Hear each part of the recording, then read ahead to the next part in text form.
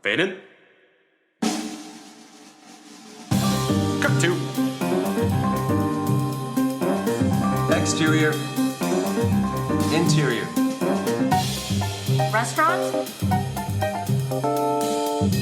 Bar. Club. Day. Night. Action. What's going on, everyone? Before we start this restaurant fiction episode, my producers tell me that we have to do a call to action. Well, I've got pretty much nothing except this. Email me at Monis at restaurantfiction.com. That's spelled MONIS at RESTAURANTFICTION.com. You can also DM me, direct message me on Instagram. That is at Restaurant Fiction. Honestly, whether you've listened since the beginning, in the middle, or this episode is your first one, I mean, shoot, you could have just listened for 5 milliseconds for all we care. Let me know who you are. What's your favorite film or TV series with a fictional restaurant, bar, and club? You are a part of this restaurant fiction community, and we value you. I am very, very gracious personally right now and throughout the rest of time. Let me know what your best part of restaurant fiction is. What is your worst? When did you tune out? Was it me? Yes, was it me, the host? Was it the guest? The stuff about the food, the writing, the producing, the part on Hollywood? You know, you won't hurt our feelings. You won't hurt my feelings. I'm okay. Anyway, today's episode is with my dear friend, Ryan Kemp. We met way back when at a WGA writers conference. He's worked closely with the acclaimed showrunner Bill Lawrence. And he knows a thing or two about the Detroit bar Black Eyes Bar from the TV show Undateable. Here is our review of the Detroit institution and our chat with Ryan Kemp. Go. Guys, welcome back to another review, another episode of Restaurant Fiction. This is Monis Rose. I'm talking to Ryan Kemp. Before we get into why Ryan is here and all of that, Restaurant Fiction, we went to Michigan. That's right. We went all the way to Detroit. We like Detroit. How many people actually say they like Detroit? Yes, to us, Detroit is fucking awesome. Can I say fuck on my own podcast? Yes, I can say fuck on my own fucking podcast. All right. Can I say fuck on your podcast? Oh, you can say whatever you want. All right, thank you. Absolutely. So, you know, Detroit, guys, it's not just the city. It's not just the 8 Mile M&M whatever. Like, get that out of your head. There's a place called Farmdale, I believe. Farmdale, right? Farmdale. Yeah, that's one of the... It's on Woodward. It's on like Woodward in the 9 Mile. Not the 8 Mile, the 9 Mile. So we went all the way to this suburb, and it is a suburb, and it's been a little hipsterized over the years. And we wanted to go for this bar. This bar is called the Black Eye Bar. Not Black Eyes Bar, the Black Eye Bar. It's safe. When you go in, you're going to see some fake Chesterfield lounges. You're going to see the cliched, Detroit Pistons, Detroit Tigers, Detroit Lions, all that kind of memorabilia. You're going to see some of the old Fords, you know, the pictures of the old Fords and the Chevys hanging up.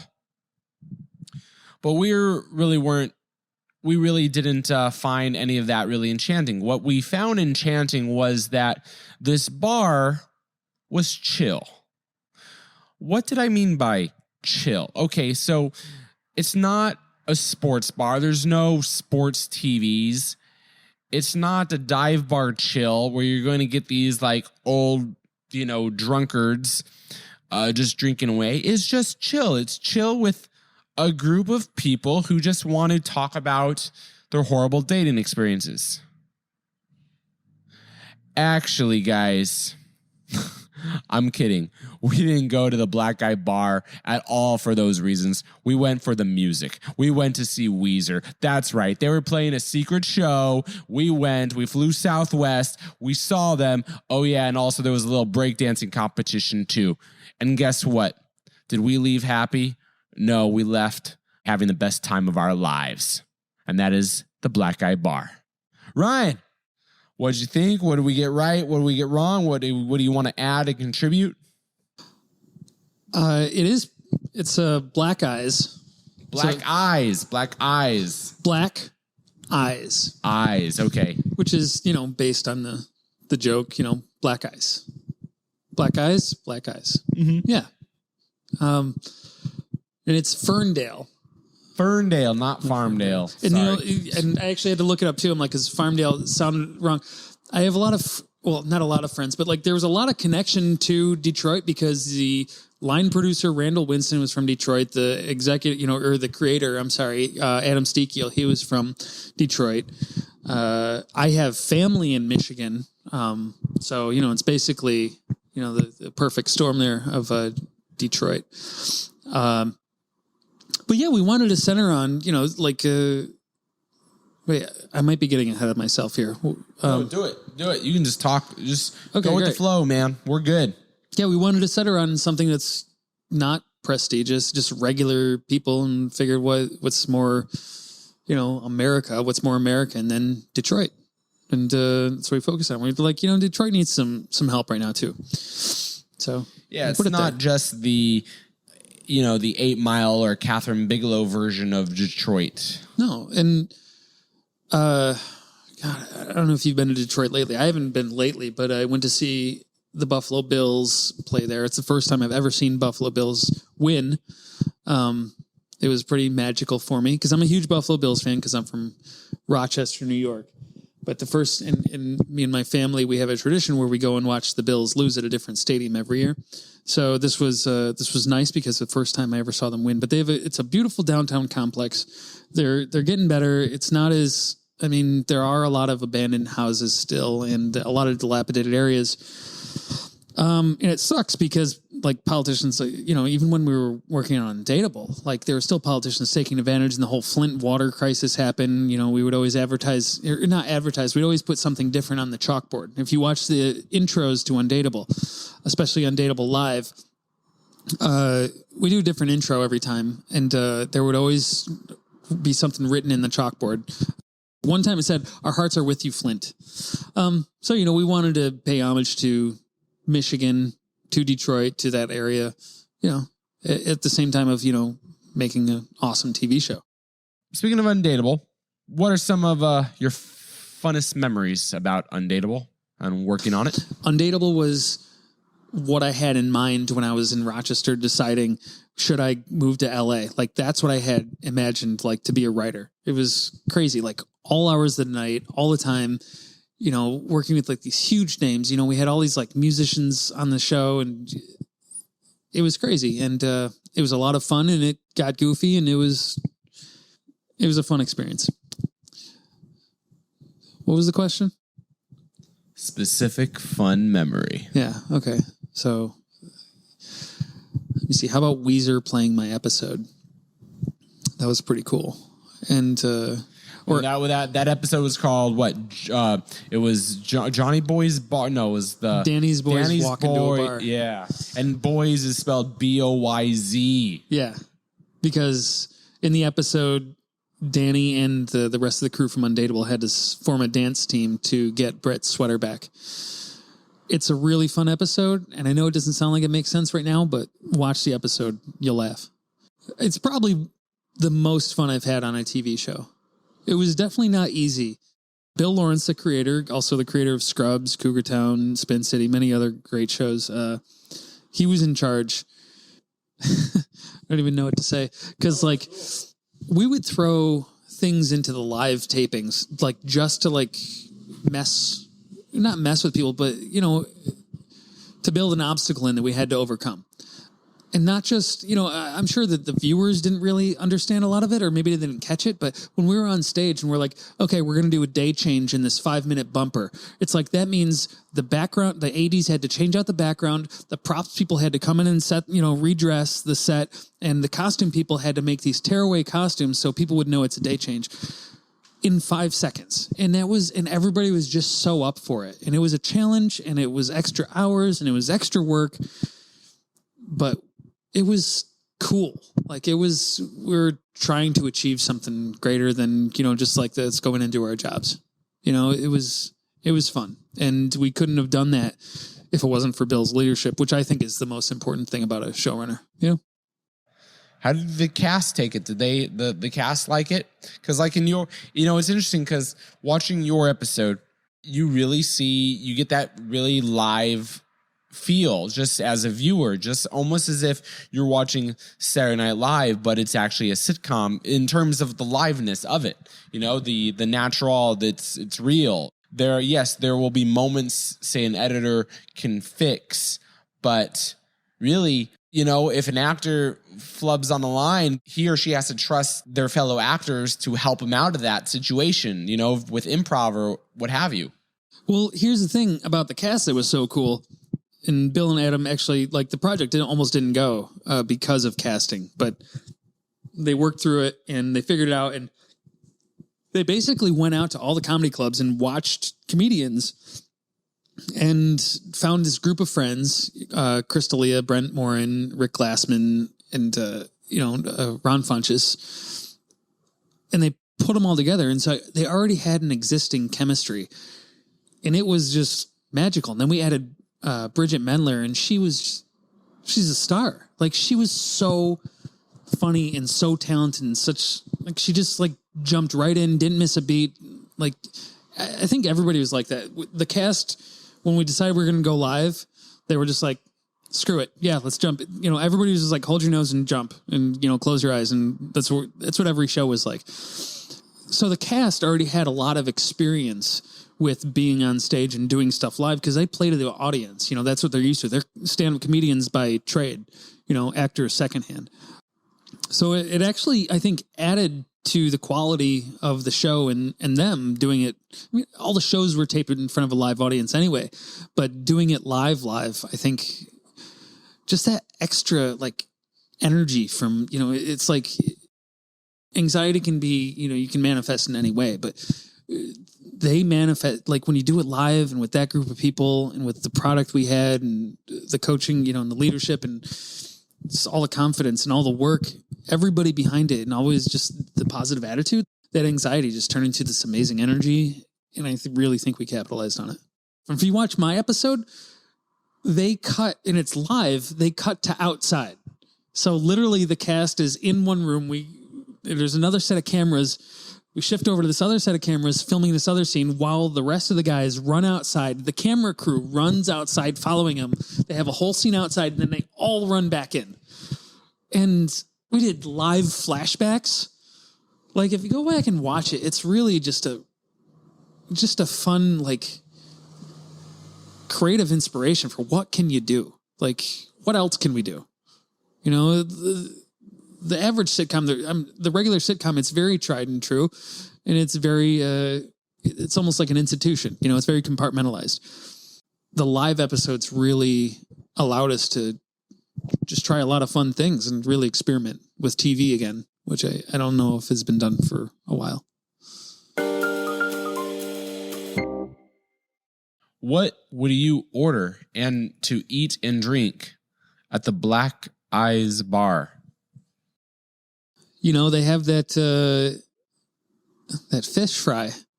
It's pretty good. The fish fry.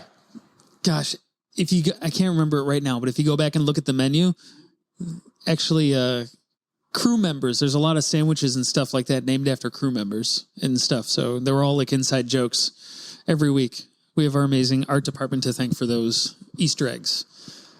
So if you see something on the menu, if you go and look at the IMDb to like see who worked on that episode, it's probably one of their names. And tell me about this bar.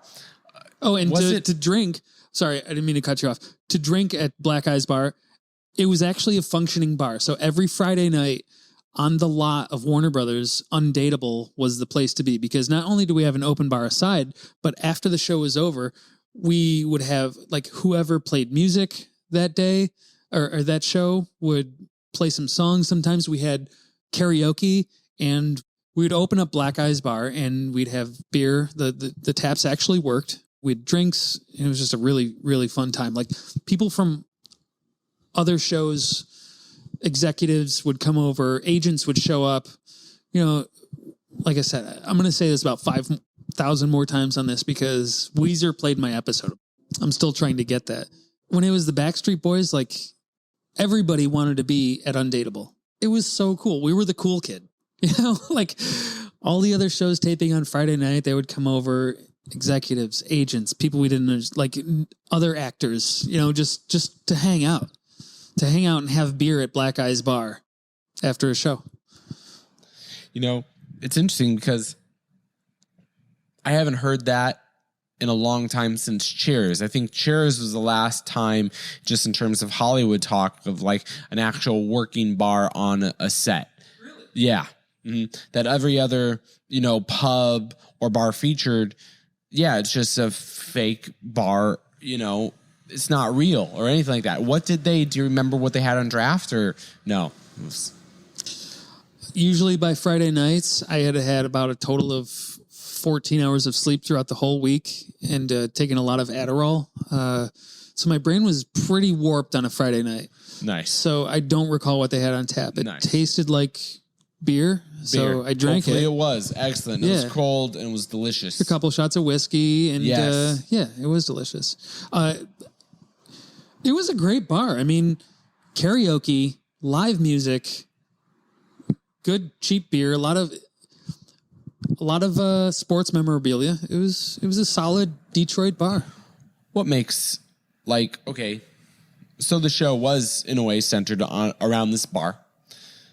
What makes a bar, even a restaurant, pop on the page? Like in terms of writing. So as a writer, I want to make a bar stand out. I want to make a restaurant stand out. How do I do that? You know, I mean, obviously the Black Eyes Bar stands out.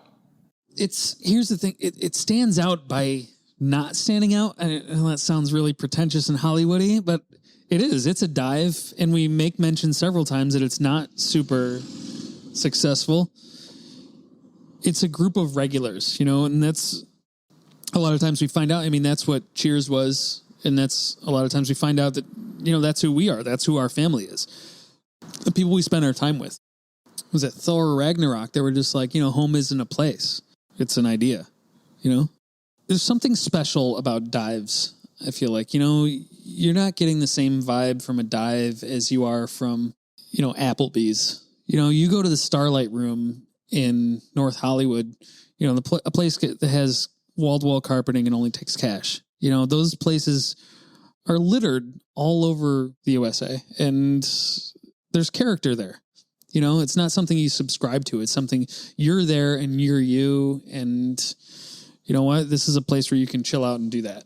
Like, you don't have to order, like, you know, your jalapeno poppers and, you know, a chimichanga margarita. I don't know. It's like the chimichanga margarita. Yeah. I mean, there's a lot of stuff commercial and it's hard to, you know, we're all just trying to find our identity. And, you know, this is a place that doesn't have an identity. Its identity is the people who make it, who are there. In your opinion, how important is a manager or agent in your career? Like, you know, it's just interesting. So many young writers think a manager and agent is the be all end all. And whereas many of the guests on this podcast say have actually just done a deal or sold a show themselves and just called a lawyer. I mean, you know, so like would love your opinion and expertise on that. I think by the time you need an agent or lawyer, you'll have one. I have not reached out to a lot of agents because I'm not sure This is going to sound so dumb. I'm not sure I want to do all that yet. I don't want to write stuff other people want yet. I'm still where I want to write my own stuff. And by the time that's good enough to get out there, I think people will have noticed. And that's just me. I mean, a lot of people are not of that mindset. They just want to like get there and start writing other people's stuff or write stuff other people want to do that. But I don't know. I'm not in a hurry. I know I've been out here 12 years, but I'm having a really good time. I've had super successful career. Not really financially, but I've gotten to work with like the best people and the worst people, and so much smarter than it. I'm just having a really good time writing and living in Southern California. Well, it's beautiful. Absolutely. And I mean, success isn't about the money. I mean, it's about learning the experience and just living life and being happy, man. Yeah. And obviously what it was happiness, and that's everyone's individual definition, just like success is. I mean, if happy is, freedom, like what you're saying, in the most beautiful city, one of the most beautiful cities in America, then God bless, man. Right? Before we started recording, we talked about, say, like, maybe one day you want to run your own show, whether or not it's your actual something that you created or something that the network just gives you to run. How would you run your show? You have already had vast experience in many different writers' rooms and have met different showrunners. How would you run, though, yours? Troop welfare and camaraderie is a big one for me. So I would try to build. I mean, I have a background in the Marine Corps. Did 4 years. It was awesome. I recommend it. Semper Fi. Hoorah. You learn, you don't know it at the time, but you really do learn a lot of things you don't see a lot in the real world. A lot of that is troop welfare and camaraderie, just being a leader. And I think I would bring a lot of that to the room and just making sure we're all on the same team. Because I've seen a lot of writers' rooms, unfortunately, where everybody was just kind of on their own program or their own interests. But I've heard a lot of people say, not my job and stuff like that. And I don't see it that way, because I feel like we're all on the same team, and the team is the show. And we got to do the best version of that. And so it's not just a job to me. It's a privilege that we're all in this together. Ryan, thank you. If you want to know more about Ryan and his awesome and hilarious projects he creates, go to his website, ryankemp.com. That is spelled RYANKEMP.com. You'll learn all about him, as well as cats, Rochester, New York, cooking, and comedy. It's the intersection to awesomeness. As for us at Restaurant Fiction, let us know who you are. Like we said at the beginning, direct message us on Instagram, that is at Restaurant Fiction, or email me personally. I'm Monis Rose, and my email is monis, MONIS, at restaurantfiction.com. Want to know who you are, what you're working on, and what's your favorite fictional restaurant? We'll start with that and then go on from there. Love to hear from you. Until next time, keep it real, keep it fresh, and always keep it on the flip side. Cut to. Exterior. Interior. Restaurant? Bar. Club. Day. Night.